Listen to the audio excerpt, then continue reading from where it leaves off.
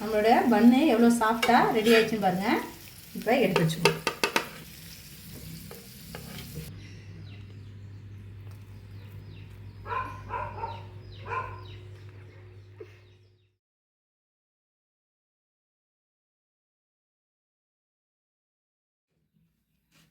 இன்றைக்கி நம்ம Madurai special butter பன்னு தான் எப்படி செய்கிறதுன்னு பார்க்கலாம் வாங்க.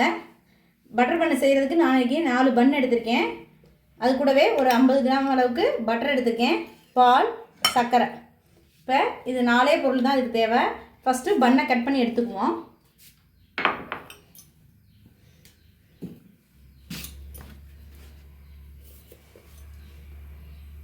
பன்னை இப்படி நைட்டாக நடுப்புற கட் பண்ணிக்கணும். இந்த எஜ்ஜில் கட் பண்ணக்கூடாது, இந்த மாதிரி கட் பண்ணி எடுத்துக்கணும். அதே மாதிரி எல்லா பண்ணையும் கட் பண்ணி எடுத்துக்கணும்.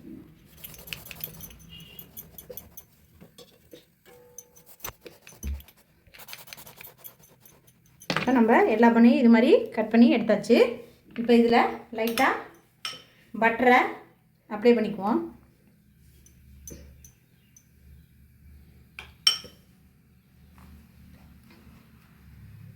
அது கூடவே லைட்டாக சர்க்கரை போட்டுக்குவோம். இது நல்லா க்ளோஸ் பண்ணிவிட்டு கடாயில் இது வீட்டிலே ஹோம்மேடாக ப்ரிப்பேர் பண்ண பட்டர் தான்.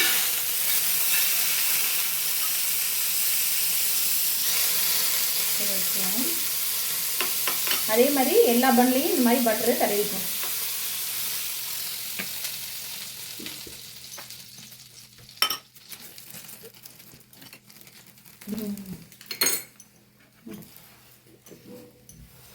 இந்த மாதிரி கட் பண்ணி வச்சுக்குவோம்.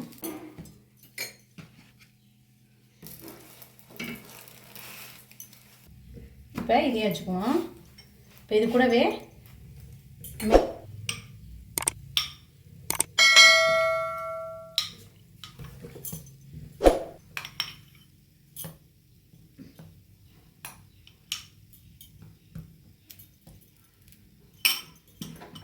அப்படியே லைட்டாக பால் சேர்த்துக்குவோம்.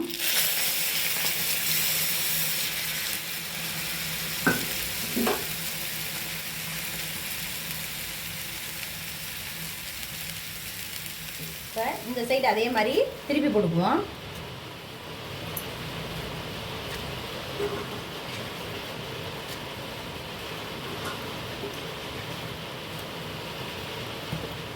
நல்லா சாஃப்டான பட்டர் பன்.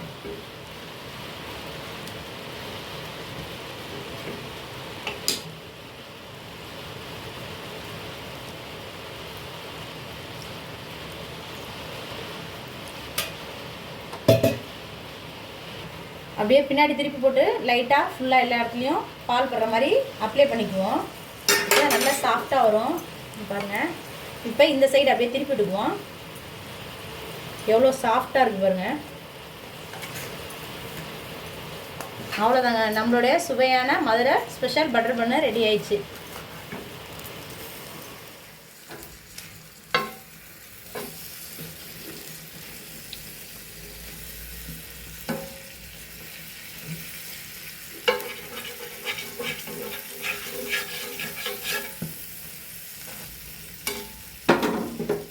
இப்போ அவ்வளோதாங்க, நம்மளோட பன்னு எவ்வளோ சாஃப்டாக ரெடி ஆயிடுச்சுன்னு பாருங்கள். இப்போ எடுத்து வச்சுக்கோங்க.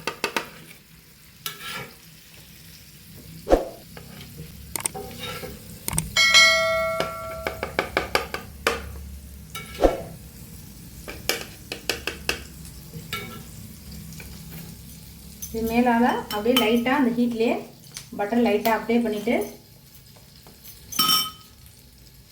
சர்க்கரை அப்படியே தூவி விட்டோம்னா எம்மியான மதுரை ஸ்பெஷல் பட்டர் பன்னு ரெடி ஆயிடுச்சு. இதே மாதிரி வீட்டில் நீங்களும் ட்ரை பண்ணி பாருங்கள்.